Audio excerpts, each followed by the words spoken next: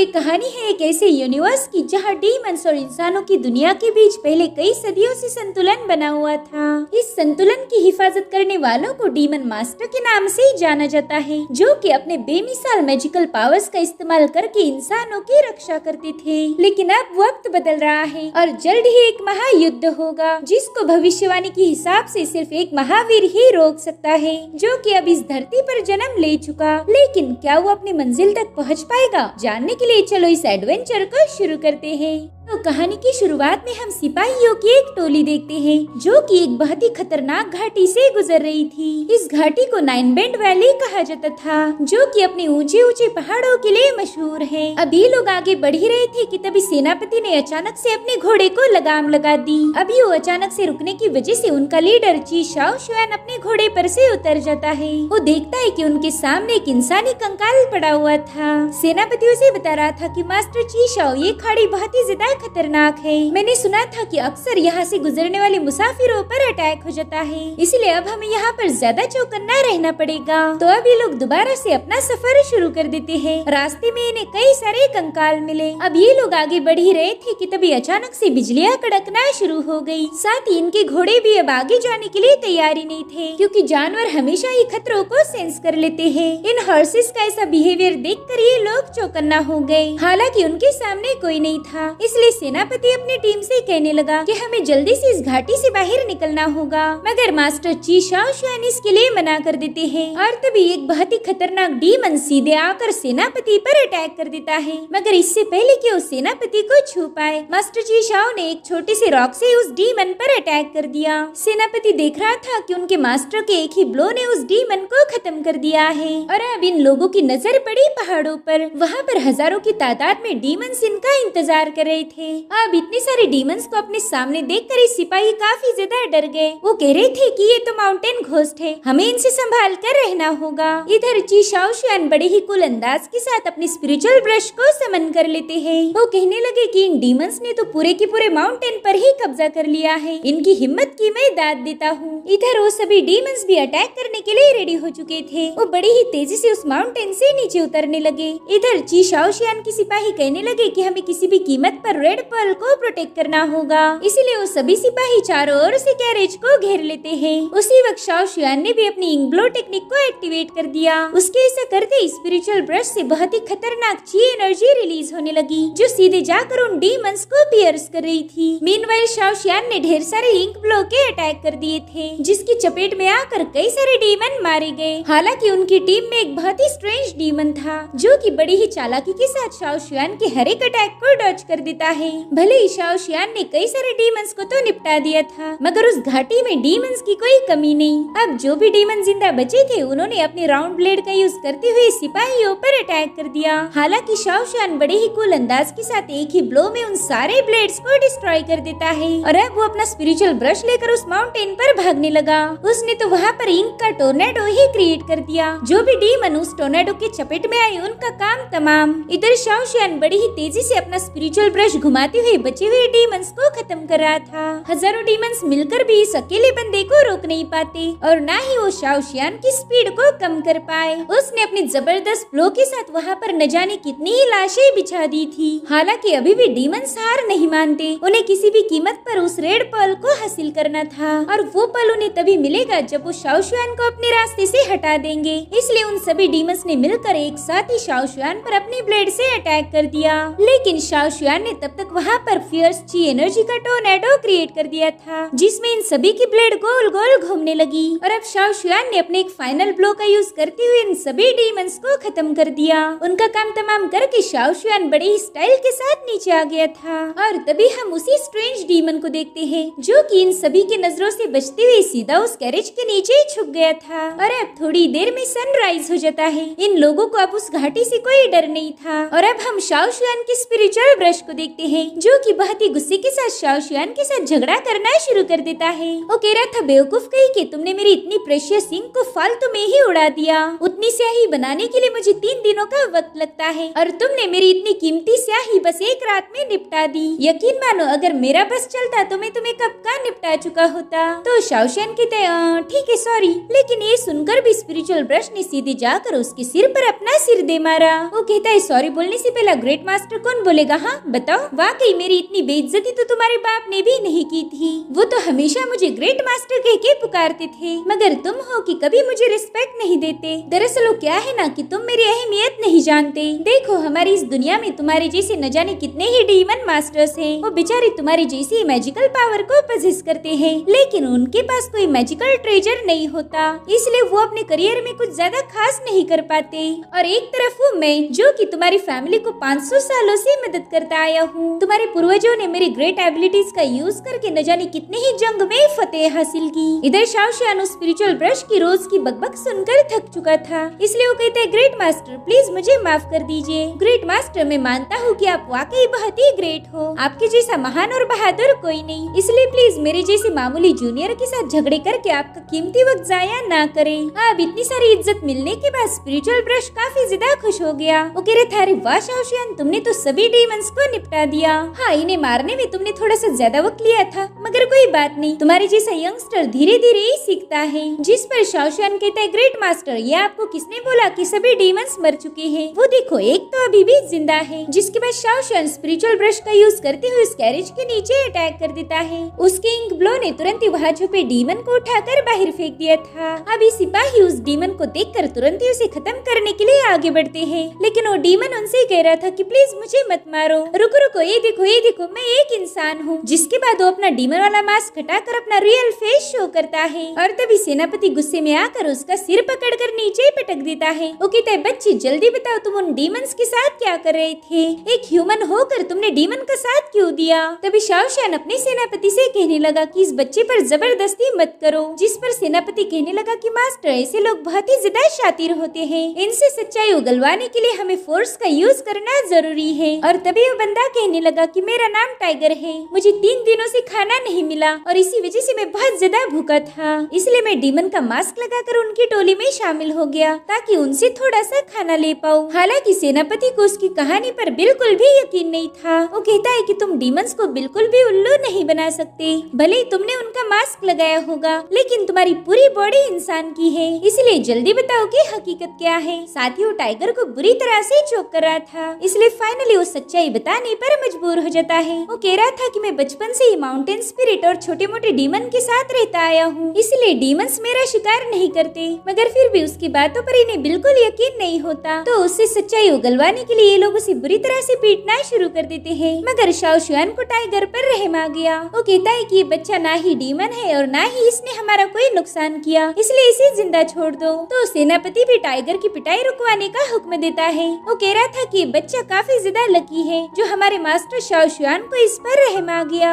अभी सभी सिपाही अपनी कैरेज में मौजूद रेड पर्ल को चेक कर रहे थे। इधर शाओशियान ने अपनी सामान से एक ब्रेड बाहर निकाल ली जो कि वो टाइगर को देना चाहता था। इधर टाइगर की नजर उस संदूक पर थी। जैसे ही सिपाहियों ने उस संदूक को खोला, टाइगर अपने अनियन बॉम्ब निकाल लेता है। उसने बड़ी ही तेजी से वहाँ पर वो सभी बॉम्ब ब्लास्ट कर दिए, जिससे वहाँ पर एक बहुत बड़ा धमाका हो गया था। इनफैक्ट सिपाहियों को तो स्ट्रॉन्ग प्याज की स्मेल से काफी ज्यादा तकलीफ होने लगी। उनकी तो खास की हालत खराब हो गई और अब वहाँ का धुआं छटते ही लोग देखते हैं कि उनका रेड पर्ल तो चोरी हो गया। साथ ही वहाँ से टाइगर भी गायब था। अगर हम उस सेलेस्टियल रेड पर्ल को इंपीरियल कैपिटल में नहीं पहुँचा पाए तो हमारे सर कलम हो जाएंगे। मास्टर शाओशियान प्लीज कुछ कीजिए। इधर शाओशियान तो आंसू बहा बहा के परेशान था। वो कहता है कि उस बच्चे ने ऐसा क्राइम किया है जिसे मैं कभी माफ नहीं कर सकता। सिपाहियों ने शाओशियान को पहली बार इतना गुस्से में देखा। सिपाही समझ जाते हैं कि शाओशियान के गुस्से का कारण रेड पर्ल नहीं बल्कि वो प्याज था। शाओशियान अगर सबसे ज्यादा नफरत किसी से करता हो तो वो प्याज है और उस बच्चे ने प्याज का ही यूज करके उस पर अटैक कर दिया था। वही दूसरी तरफ हम एक लड़की को देखते हैं जो कि अपने घोड़े पर सवार होकर बड़ी ही तेजी से आगे बढ़ रही थी। अब वो एक स्पेसिफिक लोकेशन पर आकर रुक जाती है।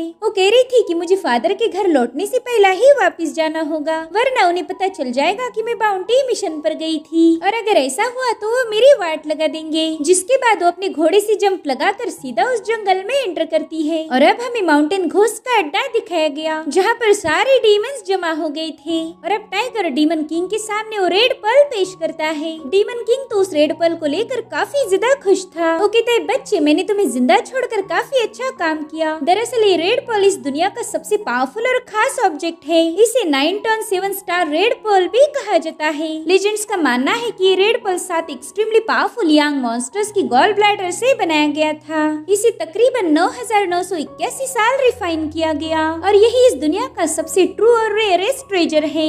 इधर टाइगर कह रहा था, डीमन किंग, देखिए मैंने अपना वादा पूरा किया, अब आप भी आपका वादा पूरा कीजिए। आपने मुझसे प्रॉमिस किया था कि आप मेरी माँ के बारे में मुझे बताओगे, प्लीज बताइए ना वो कहाँ पर है। अब ये सुनकर डीमन किंग जोर जोर से हंसने लगा। वो कहता है, बच्चे, मैं हर आने जाने वाले के बारे में नहीं जानता, अब मुझे क्या पता तेरी माँ कहाँ पर है। देख, मुझे रेड पर्ल चाहिए था, इसलिए मैंने तुझसे झूठ बोला। टाइगर तो उसकी इस चाल से काफी ज्यादा भड़क गया था। वो कहता है, अच्छा तो तुमने मेरे साथ गेम खेला। टाइगर की हालत देखकर वो सभी डीमन जोर जोर से हंसने लगे। तभी टाइगर कहता है, शायद तुम लोगों ने मुझे अभी तक पहचाना ही नहीं। और अब वो अपना वेपन यानी कि अनियन बॉम्ब बाहर निकाल कर सीधा उस डीमन किंग के सर पर फोड़ देता है। डीमन किंग तो उस रेड पर्ल को छोड़ने के लिए अभी भी तैयार नहीं था, इसलिए टाइगर उसकी उंगली पर जोर से काट देता है। अब जैसे वो रेड पर्ल उसके हाथ से उछल गया, टाइगर ने सीधे जाकर उसे कैच कर लिया। टाइगर को ऐसे भागता हुआ देखकर डीमन किंग काफी ज्यादा भड़क गया था। वो अपने डीमन की सेना को इशारा कर देता है कि जाकर उस बच्चे को पकड़ के लाओ। इसीलिए अब वो सभी डीमंस टाइगर का पीछा करना शुरू कर देते हैं। इधर टाइगर भी बड़ी ही तेजी से आगे बढ़ रहा था। वो यहाँ से वहाँ छलांगी लगाते हुए काफी सारा फासला तय कर लेता है,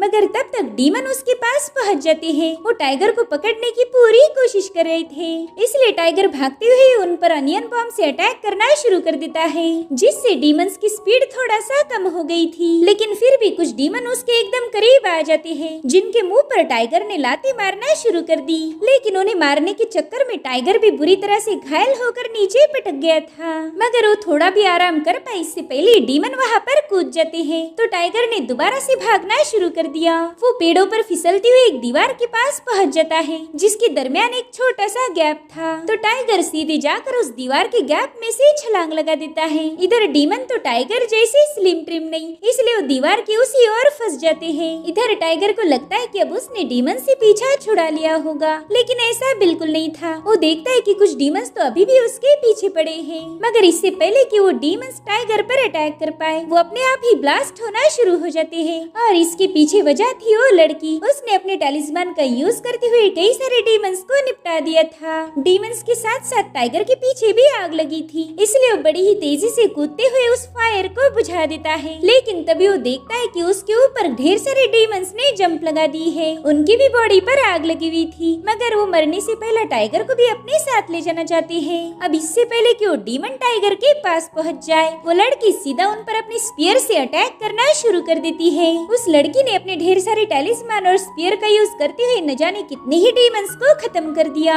उसकी इस टेक्निक को फेदर स्वालो स्लैश कहा जाता था। अब वो लड़की डीमंस को निपटा कर सीधा नीचे आ जाती है। टाइगर तो उसकी इस टेक्निक को देखकर काफी ज्यादा इम्प्रेस हो गया। ये लोग देखते कि अभी भी डीमन का तांडव खत्म नहीं हुआ। इनफैक्ट अब तो उन्हें डीमन किंग की भी आवाज आ रही थी। और तभी डीमन किंग एक माउंटेन से छलांग लगाते हुए सीधा टाइगर पर ही लैंड होने वाला था, मगर उस लड़की ने समय रहते टाइगर को पीछे खींच लिया। डीमन किंग की इस ढांसू एंट्री ने कई सारे डीमंस को हवा में उछाल दिया था। और तभी हम देखते कि शाओ शुआन की इंक ब्लो भी वहाँ पर पहुँच चुकी है। वो बड़ी ही तेजी से आगे बढ़ते हुए डीमंस को खत्म करना शुरू कर देती है। और अब फाइनली नंबर आता है डीमन किंग का। उसे भी इंक ब्लो की फियर्स ची एनर्जी ने पूरी तरह से जकड़ लिया। इस एनर्जी की वजह से डीमन किंग को बहुत ज्यादा तकलीफ हो रही थी। और तभी शाओ शुआन भी अपना स्पिरिचुअल ब्रश लेकर उसके सामने एक कूल एंट्री मारता है। डीमन किंग तो शाओ शुआन को देखते ही उसे जकड़ने की कोशिश करता है, लेकिन इससे पहले ही फियर्स ची एनर्जी ने उसे ब्लास्ट कर दिया। उस डीमन किंग की पूरी बॉडी डिस्ट्रॉय होकर उसकी खोपड़ी काफी दूर जाके गिर गई थी। और अब शाओ शुआन कहते, चलो तुम इधर आ जाओ। अब शाओशियान को गुस्से में देखकर टाइगर तुरंत ही उस लड़की के पीछे छुप जाता है। वो कह रहा था, फेरी सिस्टर प्लीज मुझे बचा लीजिए, वरना ये हैवान मुझे खत्म कर देगा। तभी उस लड़की की नजर शाओशियान के बैच पर गई। वो कह रही थी कि ये तो नेशनल डीमन मास्टर है, मुझे नहीं लगता कि ये बेवजह तुम्हें तंग करेंगे। खैर मैं तो यहाँ पर बाउंटी मिशन पर आई थी, जो कि अब पूरा हो चुका है। अब उस लड़की के वहाँ से जाने के बाद टाइगर शॉक होकर कहने लगा, क्या आप सच में एक डीमन मास्टर हो? गाइस, इस दुनिया में डीमंस को खत्म करने वाले डीमन स्लेयर को ही डीमन मास्टर कहा जाता है। टाइगर को पता था कि इस बार तो काफी बुरा फंसा है, इसलिए वो जल्दी से उस लड़की के पीछे जाकर उससे मदद मांग रहा था। लेकिन उसे रियलाइज हुआ कि ये लड़की भी डीमन मास्टर के रास्ते में नहीं आएगी,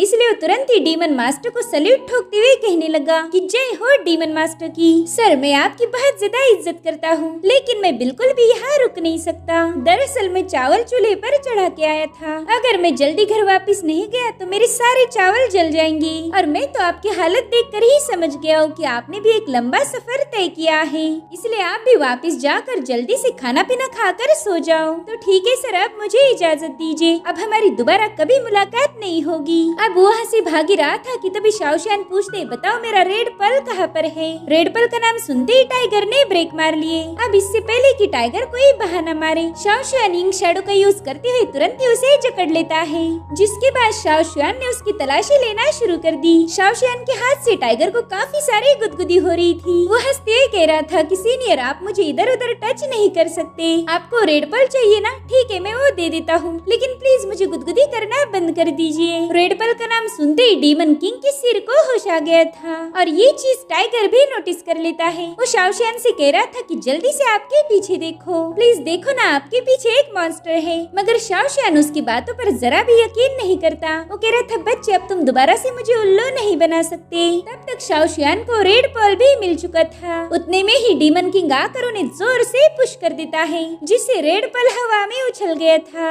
डीमन किंग का सिर तो उस रेड पल को निगलने की पूरी कोशिश कर रहा था, लेकिन टाइगर बाजी मारते हुए सीधे जाकर उस रेड पल को निगल लेता है। वहीं दूसरी तरफ डीमन किंग का सर जमीन पर पटक के ब्लास्ट हो गया। उसका किस्सा तो खत्म हो गया था, मगर अब टाइगर की जान खतरे में है। टाइगर की बॉडी एक बलून जैसी फूल गई थी, साथ ही उससे बहुत ही स्ट्रॉन्ग ऑरा रिलीज होना शुरू हो जाती है। इनफैक्ट अब तो शाओशियान भी टाइगर की कोई मदद नहीं कर सकता था, इसलिए उसने तुरंत ही ग्रेट मास्टर को समन कर लिया। ग्रेट मास्टर कहते हैं कि शाओशियान, इस बंदे ने रेड पर्ल को कंज्यूम किया है, मगर मैं तो ये देखकर हैरान हूँ कि अभी तक इसकी बॉडी एक्सप्लोड क्यों नहीं हुई। रेड पर्ल तो इस दुनिया का सबसे पावरफुल यांग ऑब्जेक्ट है, एक डीमन मास्टर को भी इसे कंज्यूम करने से पहले 1000 बार सोचना पड़ता है, मगर इस जंगली लड़के ने तो इसे बिना सोचे समझे निगल लिया। शाओशियान कहता है कि ग्रेट मास्टर भले ही लड़का एक नंबर का बदतमीज है, मगर फिर भी मैं इसे मरने नहीं दे सकता। अब आप ही इसे बचाने का कोई रास्ता बताओ। जिस पर ग्रेट मास्टर कहता है, हाँ, इसे बचाने का बस एक ही ऑप्शन है।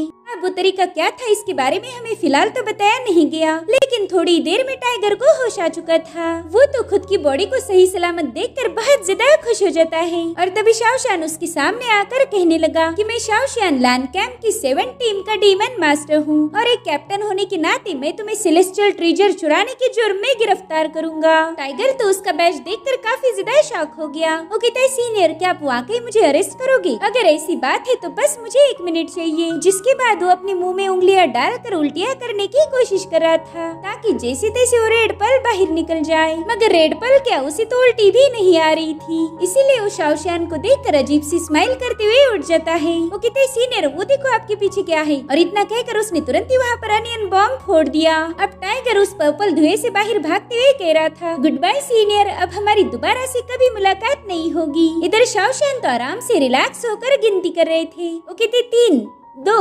1, और तब तक टाइगर वहाँ पर वापस आ गया था। वो भागते हुए चिल्ला कर कह रहा था कि सीनियर, मेरा ये पेट इतना बड़ा कैसे हो गया। उसी वक्त वो पत्थर पर पाँव रखने से हवा में उछल गया। अब उसी बड़े से पेट से कूदते कूदते वो सीधा शाओशियान के कदमों में आकर गिर जाता है, मगर शाओशियान के पास आने की वजह से उसका फूला हुआ पेट दोबारा से नॉर्मल हो गया था। वो कहता है, सीनियर, जल्दी बताए आपने मेरे पेट के साथ क्या किया है? वो कभी बहुत बड़ा फूलता है तो कभी सिकुड़ जाता है। देखिए, मेरी तुसी जान इतने बड़े पेट को हैंडल नहीं कर सकती। अब वो ज्यादा ही जबान लड़ा रहा था, इसलिए ग्रेट मास्टर ने तुरंत ही उस पर अटैक कर दिया, और वो भी ऐसी नाजुक जगह पर जिससे टाइगर को काफी ज्यादा गुस्सा आ गया था। वो कह रहा था, बताओ वो बदतमीज है कौन जिसने मुझ पर स्नेक अटैक करने की हिम्मत की। इसलिए ग्रेट मास्टर तुरंत ही उसके सामने पेश हो गया। वो कहता है, बच्चे वो बदतमीज मैं हूँ, बता अब तो मेरा क्या उखाड़ लेगा। अब इतने बड़े स्पिरिचुअल ब्रश को बोलता हुआ देखकर टाइगर काफी ज्यादा डर गया था। वो शाओशियान से कहते हैं, मास्टर इस मॉन्स्टर को खत्म कर दीजिए। जिस पर शाओशियान कहते हैं कि वो कोई मॉन्स्टर नहीं बल्कि मेरे स्पिरिचुअल ट्रेजर है, तुमने भी उनकी इज्जत करनी चाहिए।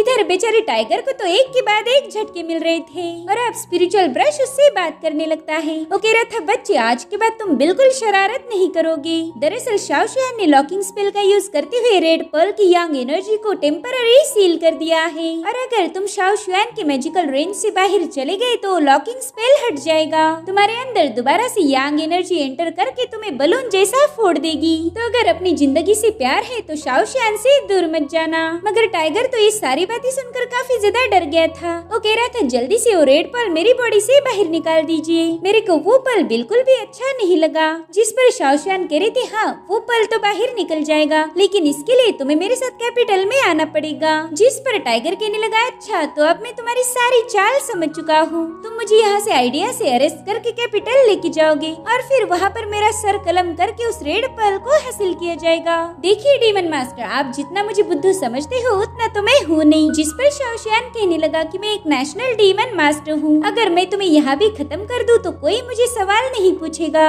मैं अभी के अभी तुम्हें यहाँ पर एग्जीक्यूट करके बाद में उसका रिपोर्ट कर सकता हूँ। जिसके बाद वो गुस्से में आकर एक पेड़ पर ही अपने स्पिरिचुअल ब्रश से अटैक कर देते हैं। टाइगर देखता है कि उनकी हल्की सी मूव ने उस पेड़ को काट दिया है। वो खुद से ही कह रहा था कि बाप रे, इस बार तो मैंने बहुत ही खूंखार पार्टी से पंगा लिया है। अब तो ना ही मैं यहाँ से भाग सकता हूँ और ना ही प्याज वाले बॉम्ब फोड़ सकता हूँ। जिसके बाद वो शाओशियान से बड़े ही प्यार से कहने लगा कि सीनियर, मैं तो आपके साथ कहीं पर भी जाने के लिए तैयार हूँ, लेकिन प्लीज आप इस स्पिरिचुअल ब्रश निकाल कर मुझे डराया न करो। और हाँ, साथ ही आपको मेरे से एक वादा करना होगा कि रेड पर्ल को बाहर निकालते वक्त आप मेरी गर्दन कलम नहीं करोगे। जिस पर शाओशियान कहने लगे कि अगर तुम मेरी हर बात मानोगे तो मैं तुम्हें कभी तकलीफ नहीं दूंगा। इधर टाइगर सोच रहा था कि अगर मैं इस बंदे के साथ जाऊँ तो मुझे खाने पीने की बिल्कुल भी टेंशन नहीं होगी, जो ये खाएगा वही मुझे मिलेगा। अरे वाह, ये तो मेरे लिए बहुत ही फायदे की डील हो गई। इधर शाओशियान वहाँ से बाहर जाने का रास्ता ढूंढने में लगे हुए थे, तो टाइगर भी एटीट्यूड दिखाते हुए कहने लगा कि मेरे ख्याल से शाओशियान रास्ता भूल चुके हैं, मगर सीनियर चाहे तो मुझसे मदद मांग सकते हैं। हालांकि शाओशियान उसकी बकवास बातों का कोई जवाब नहीं देता। टाइगर कहते हैं, सीनियर प्लीज मान जाओ ना यार, अगर मैं आपकी मदद करूँ तो आप भी पुराने सारे गिले शिकवे भूल जाना। जिसके बाद वो एक मेंढक को बाहर निकाल लेता है। शाओशियान उस मेंढक को देखकर कहने लगे कि ये तो एक मॉन्स्टर है। जिस पर टाइगर कहने लगा, सीनियर आप प्लीज ज्यादा जोर से बात मत करो, ये माउंटेन स्पिरिट काफी ज्यादा सेंसिटिव होते हैं, अगर इसे गुस्सा आया तो ये हमें बिल्कुल भी रास्ता नहीं दिखाएगी। जिसके बाद ये दोनों भी उछलते कूदते हुए उस मेंढक को फॉलो करना शुरू कर देते हैं, और अब ये लोग पूरे दिन का सफर तय करके फाइनली उस माउंटेन से बाहर आ चुके थे। शाओशियान कहने लगे कि मुझे तो यकीन ही नहीं हो रहा कि उस छोटे से मेंढक ने हमें नाइन बेंड वैली से बाहर निकलने में मदद की। तो टाइगर कहते हैं, चलो एटलीस्ट आपको मुझ पर भरोसा हो गया, अब आप इसे भी थोड़ा सा थैंक यू बोल दीजिए। लेकिन शाओशियान मॉन्स्टर्स से कभी थैंक यू नहीं बोलता। वो कह रहा था, देखो हम एक विलेज के पास आ चुके हैं, अब यहीं पर हमें रात काटनी पड़ेगी। टाइगर तो विलेज का नाम सुनकर काफी ज्यादा खुश हो गया। वो कहता है, यहाँ पर मुझे ढेर सारा खाना मिलेगा, चलो चलो जल्दी चलो वरना होटल्स बंद हो जाएगी। लेकिन ये लोग देखते हैं कि वो टाउन तो पूरी तरह से वीरान पड़ा है। टाइगर कहता है, सीनियर ये विलेज तो मुझे काफी स्ट्रेंज नजर आ रहा, यहाँ पर कुछ ज्यादा ही खामोशी है। जिस पर शाओशियान कहते, हाँ मुझे भी ये काफी ज्यादा अजीब लग रहा। अब टाइगर जोर जोर से चिल्लाकर वहाँ के लोगों को पुकार रहा था। वो कह रहा था, भाई अगर इस टाउन में कोई है तो प्लीज हमारे सामने आ जाओ। और तभी हम वहाँ पर कुछ लोगों को देखते हैं जो छुपके से इन्हें ऑब्जर्व कर रहे थे। जैसे उन्हें कंफर्म हुआ कि ये लोगों ने कोई नुकसान नहीं पहुँचाएंगे तो तुरंत ही बाहर आ जाते हैं। वो शाओशियान से पूछ रहे थे कि क्या आप एक डीमन मास्टर हो? तो कहते हैं, हाँ मैं एक नेशनल डीमन मास्टर हूँ। ये सुनकर टाउन में छुपे हुए सारे लोग बाहर आना शुरू हो गए। वो सभी लोग टाइगर को धक्के मारते हुए सीधा शाओशियान के कदमों में जाकर गिर गए। वो कह रहे थे, प्लीज हमें बचा लीजिए। इधर शाओशियान से तो उनकी हालत देखी नहीं जा रही थी। वो कहता है, प्लीज उठ जाए और आराम से मुझे बताओ कि यहाँ पर हुआ क्या था। और तभी उस विलेज की चीफ वहाँ पर पहुँच जाती है। वो कह रही थी, सीनियर ये है रुयुन विलेज, यहाँ पर पहला तो सब कुछ शांत था,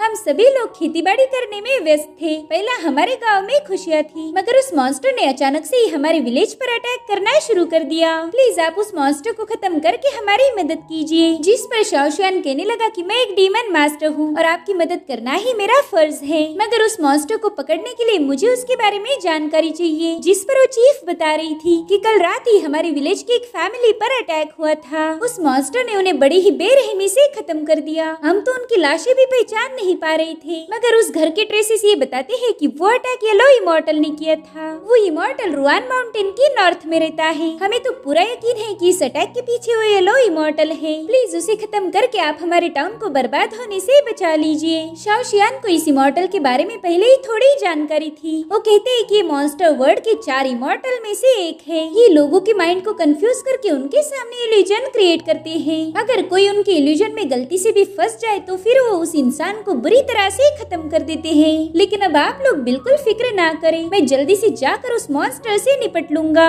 जिसके बाद वो बड़ी ही तेजी से माउंटेन की तरफ निकल पड़े। टाइगर कह रहा था कि एटलीस्ट हमने वहाँ पर खाना तो खाना ही चाहिए था। मुझे तो ये समझ नहीं आ रहा कि आप भूखे पेट काम कैसे कर लेते हो। भाई मेरे से तो भूख बिल्कुल भी बर्दाश्त नहीं होती। देखो जिंदगी बहुत छोटी है, तो हमने हर एक पल का यूज करके खुद को हैप्पी रखना चाहिए। जिस पर शाओशियान कहने लगा कि रूल्स के अकॉर्डिंग चलकर जस्टिस दिलाना ही मेरा हैप्पीनेस है। जिस पर टाइगर कहता है कि आज तो आपको आपकी ड्यूटी निभाने में काफी ज्यादा मुश्किल होने वाली है, क्योंकि मुझे तो येलो इमॉर्टल सुनने में ही ज्यादा खतरनाक लग रहा। और अगर दिल की बात कहूँ तो मुझे बिल्कुल नहीं लगता कि आप उस येलो इमॉर्टल को हरा पाओगे। उतने में ही अचानक से टाइगर के पाँव पर एक रस्सी बंधकर उसे हवा में उछाला जाता है। वेल टाइगर को तो लग रहा था कि ये काम शाओशियान का है। वो कह रहा था सीनियर, अरे मैं तो मजाक कर रहा था। मैं जानता हूँ कि आप उस येलो इमॉर्टल की छुट्टी कर दोगे। अब प्लीज मुझे नीचे उतार दो। मगर उसे पेड़ पर लटकाने का काम शाओशियान ने नहीं बल्कि एक बच्चे ने किया था। वो बच्चा कह रहा था कि येलो इमॉर्टल कोई मॉन्स्टर नहीं, ना ही उसने किसी को खत्म किया है। लेकिन ये बात तुम्हारे जैसे डीमन मास्टर के पल्ले नहीं पड़ेगी। और अब वो गुस्से में शाओशियान पर एक पत्थर हिट करके वहाँ से भाग जाता है। मगर वो पत्थर शाओशियान को नहीं बल्कि टाइगर की ही खोपड़ी पर जाके लग गया था। वो गुस्से में कह रहा था कि बस एक बार वो बच्चा मेरे हाथ लग जाए, उसका सिर भी मैंने नहीं फोड़ा तो मेरा नाम बदल देना। और तभी टाइगर की नजर पड़ी रुयन माउंटेन पर। वो कह रहा था सीनियर देखो ना, ये माउंटेन तो काफी ज्यादा ऊंचा है। अब वहाँ तक पहुँचने के लिए हमें 2 दिनों का वक्त तो लग ही जाएगा। और तभी अचानक से उसकी रस्सी कटकर वो सीधा नीचे पटक गया था। वो कह रहा था सीनियर जब से आपसे मेरी मुलाकात हुई तभी से मेरा बुरा वक्त शुरू हो चुका है। मेरे ख्याल से हमने वापस जाकर खाना पीना खा के सो जाना चाहिए। कल सुबह दोबारा से इस माउंटेन की चढ़ाई करेंगे। मगर शाओशियान तो बस उसे घूरे जा रहा था। टाइगर कहता है क्या बॉस ऐसे क्यों घूर रहे? और उसी वक्त शाओशियान ने अपने लॉकिंग स्पेल को हटा दिया, जिससे टाइगर दोबारा से एक बार बलून जैसा फूल चुका था। साथ ही वो बलून जैसे हवा में फ्लोट करने लगा। तो शाओशियान तुरंत ही उसका पाँव पकड़ लेता है।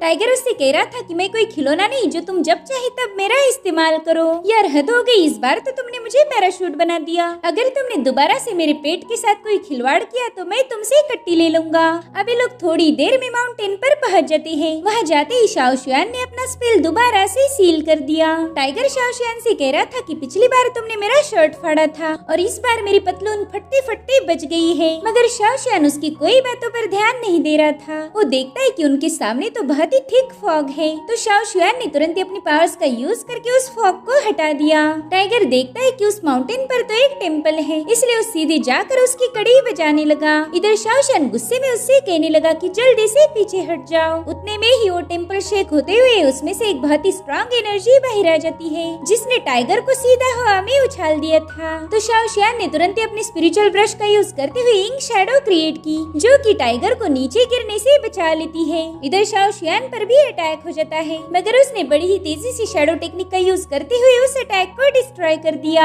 तब तक टाइगर भी शाओशियान के पास आकर पटक चुका था और अब फाइनली येलो इमॉर्टल इनके सामने आ जाता है। वेल वो तो एक क्यूट से दिखने वाला मॉन्स्टर था। उसने सबसे पहला तो शाओशियान के साथ झगड़े करना शुरू कर दिए। वो कह रहा था कि तुम लोगों ने मेरे टेम्पल पर अटैक किया है। अरे यार जरा टेम्पल का तो लिहाज रखना चाहिए था। टेम्पल का तो सही था, लेकिन तुमने मेरे पीछे से भी अटैक किया है और इसका बदला मैं जरूर लूंगा। जिसके बाद वो अपनी तशरीफ पकड़कर जोर जोर से उछलने लगा। इधर शाओशियान को भी यकीन नहीं हो रहा था कि इतना क्यूट सा मॉन्स्टर किसी को मार पाएगा। इधर येलो इमॉर्टल कह रहा था कि वैसे तो तुमसे मिलकर मुझे काफी ज्यादा खुशी हुई, लेकिन तुम लोगों ने आते ही मुझ पर हमला किया, इसलिए अब मुझे भी तुम्हारे साथ बदतमीजी करनी होगी। जिसके बाद वो थोड़ा सा सोच के कहने लगा कि तुम लोग तो एक नंबर के कुत्ते कमीने हो। टाइगर भी शॉक होकर कह रहा था कि देखो ये तो झगड़ा खत्म हो गया। साथ ही वो शाओशियान से भी ये कह रहा था कि मुझे नहीं लगता कि इस क्यूट से मॉन्स्टर ने किसी को मारा होगा। इधर वो येलो इमॉर्टल बार बार बस एक ही डायरेक्शन में देखे जा रहा था।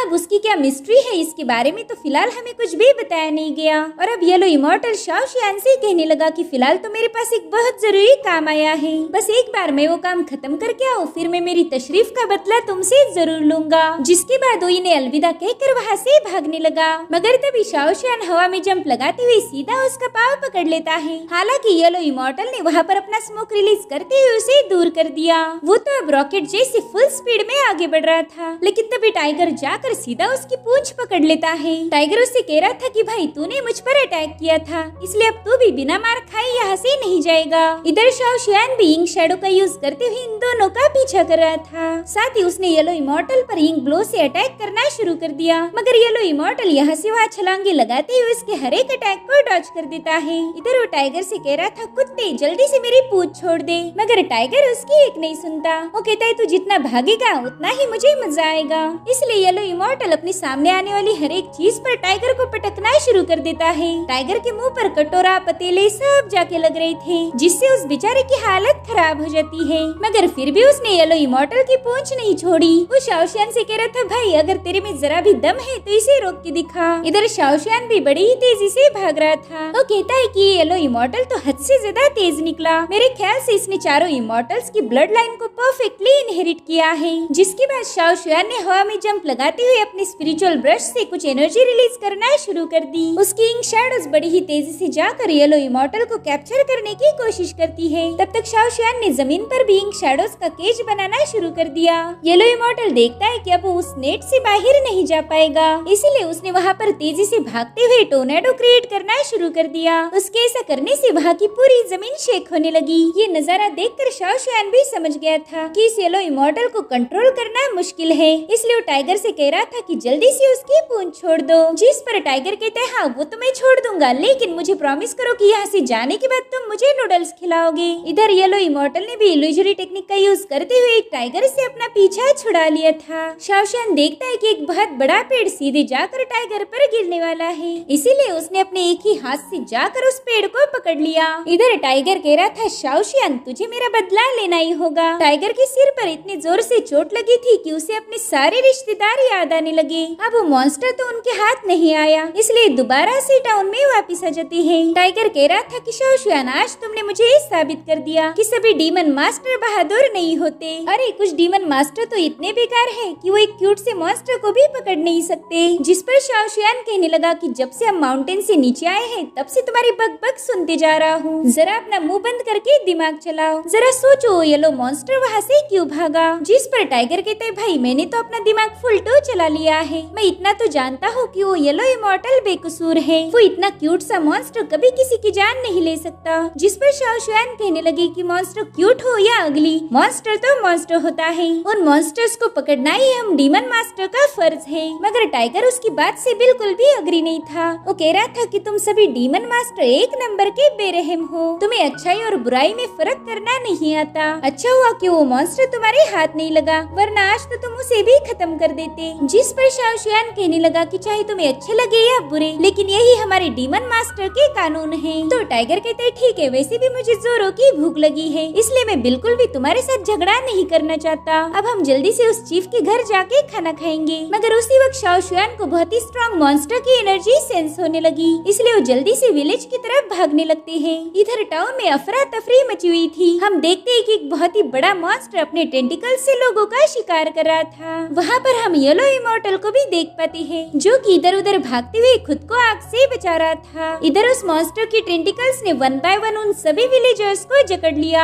इधर शाओ शियान और टाइगर बड़ी ही तेजी से विलेज की तरफ आगे बढ़ रहे थे, मगर उनके यहाँ आने से पहले वो मॉन्स्टर वहाँ से गायब हो जाता है और अब तो बस उनके सामने कुछ लाशें पड़ी हुई थी। उस मॉन्स्टर ने एक ही सेकंड के अंदर इस पूरे टाउन को तबाह कर दिया था। मगर उसी वक्त शाओ शियान की नजर गई येलो इमॉर्टल पर, जो कि बड़ी ही तेजी से भागते हुए एक छत पर जाके बैठ जाता है। और अब येलो इमॉर्टल बड़ी ही अजीब तरीके से इन लोगों को घूरने लगा। उसका वो ईवल चेहरा देखकर ही शाओ शियान को फील हो रहा था कि इसी मॉन्स्टर ने इस विलेज को तबाह किया है। वो बड़े ही गुस्से में कहने लगा कि येलो इमॉर्टल अब मैं तुझे जिंदा नहीं छोड़ूंगा। और इसी के साथ ही कमाल का एपिसोड यहीं पर एंड हो जाता है। गाइस अगर आज का वीडियो आपको पसंद आया हो तो प्लीज एक लाइक लाइक और कमेंट जरूर कर देना। Thank you so much for watching. Bye bye.